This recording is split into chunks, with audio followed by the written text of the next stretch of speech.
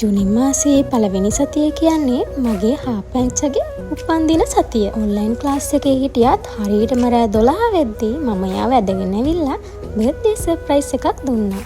අද මං එයාට දෙන්න යන බර්ත්ඩේ ගිෆ්ට් එක ගැන නම් එයා හීනකින්වත් හිතන්නේ නැතුව ඇති.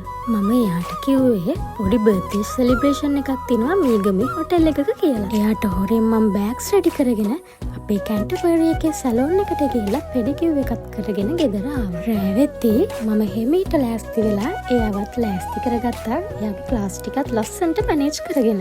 හොරෙන්ම බෑග්ස් ටිකත් වාහනේට දාගෙන අපි යන්න රෙඩි වුණා. सरप्राइज सुना मगा आई कोई तो मीगा मुझे कोई तो नहीं बुआन तो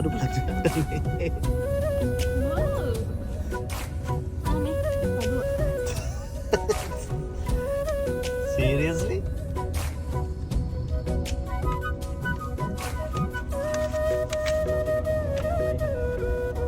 I love you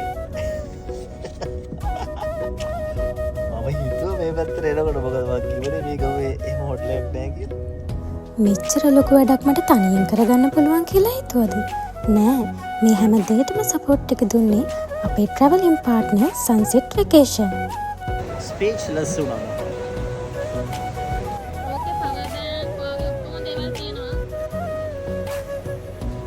එහෙනම් අපි යමු. Welcome to Sri Lanka, ladies and gentlemen. You have arrived at Bandaranaike International Airport, Colombo.